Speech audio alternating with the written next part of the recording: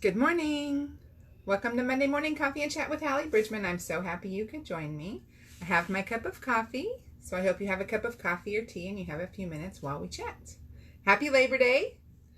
My kids are home from school. My husband is home from work.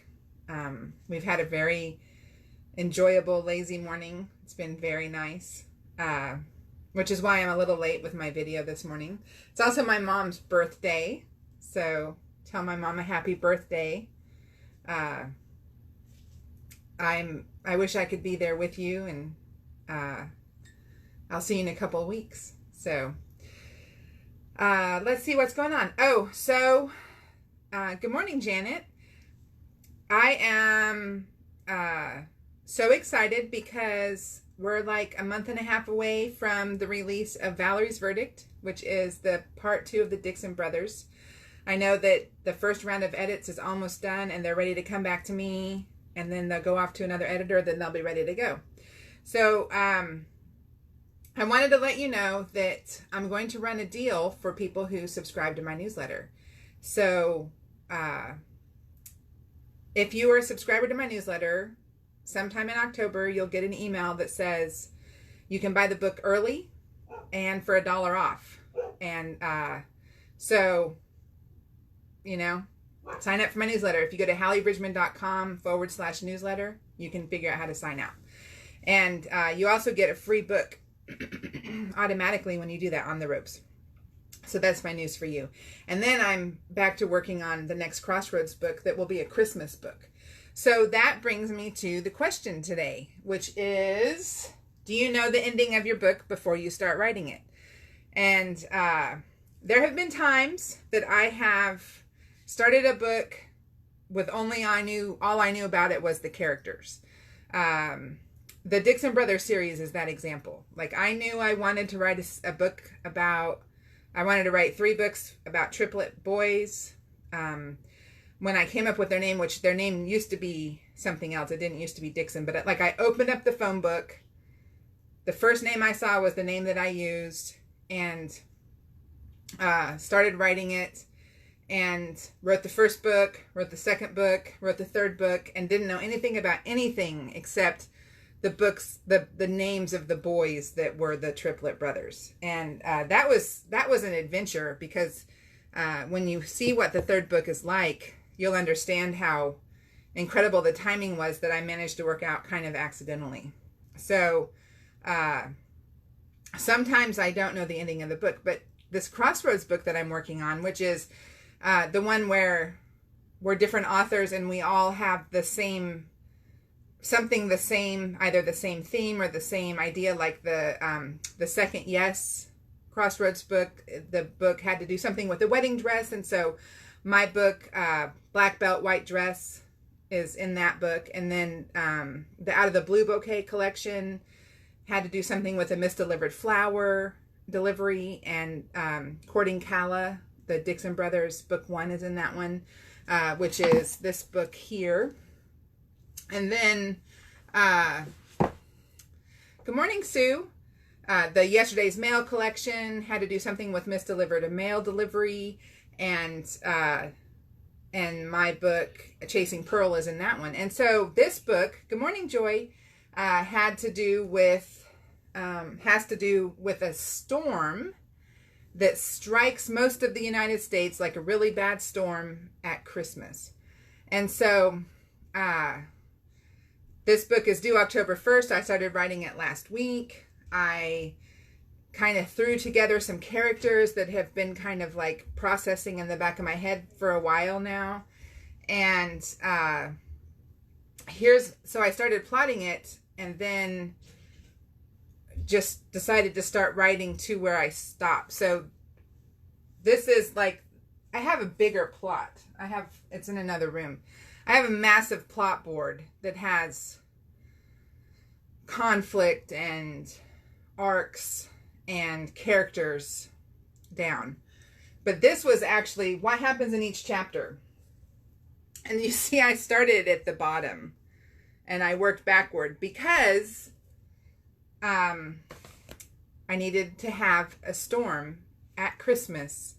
And in my book, what I wanted was that to be the climax of the book. And so I needed to get to the storm, and I needed to work backward to know what happens for the storm happens. And so I have my autism coffee cup this morning, and my main character in this book that's not yet named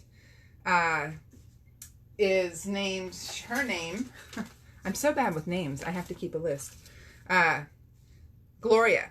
So Gloria has a son named Noah, and Noah's 8, and Noah has autism, and he has high functioning autism, and part of autism is a tendency to wander away. And so without considering what might happen, and so I have Christmas, I have excitement, we have a puppy, we have a bad snowstorm coming, and we have Noah who goes out into it to find the puppy. And so that's my climax of my book. And the beginning was less important to me in plotting, because basically the beginning would be set character, introduce man, introduce woman, introduce child, have puppies, and then get everyone in a place of spiritual arc, romantic arc, for the end to have this climax of this storm. And so I started chapter 1 not knowing what it was going to be about, because I know that by chapter 6 this is where I need to be. And so I just started writing forward from there. And so if, I'm 3 chapters in, I've established the characterization, I've established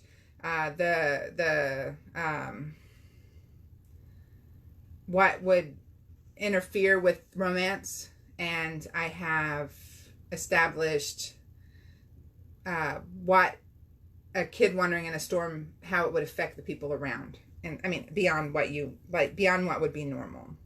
And so now it's just a matter of, in 3 more chapters, get to where I left off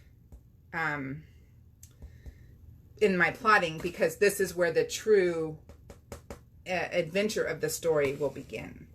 And so, yeah, that's it. Thank you, Deanna. Greg said the same thing to me this morning, so that makes me feel good. So yes, obviously there's a point of an ending that I know. Like, I write romances. My books will always end with boy and girl either married or heading toward the altar. They will always have had some spiritual journey that strengthens their faith, brings them to faith, secures their faith, some way, that will be done. And in a suspense book, that arc will have met its conclusion if it's not a series. That's not a serialized series like the Virtues of Valor series. Each book just came to an end, and it was a cliffhanger end, but it was an end of that perspective, and then it was time to start the next perspective. And so those kind of things, obviously there's going to be an end. But what does that look like? Not necessarily do I always know when I start, but sometimes what I consider starting is with something like this, where this is blank all the way down. And so, and sometimes I begin starting with, it was a dark and stormy night or whatever.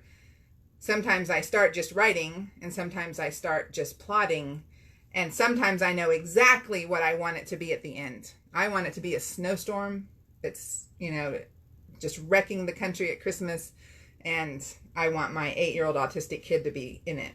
And sometimes I just know that I'm reaching for a satisfactory ending of a love story. So, so since I write romances, yes, I always know basically the ending, but do I know, what that looks like? Not always until I actually sit down and start thinking about it. So that was a great question. Thank you for that question. Y'all enjoy your Labor Day if you're off. If you're not, God bless you. Go labor. And I will see you next Monday. Have a great week. Bye.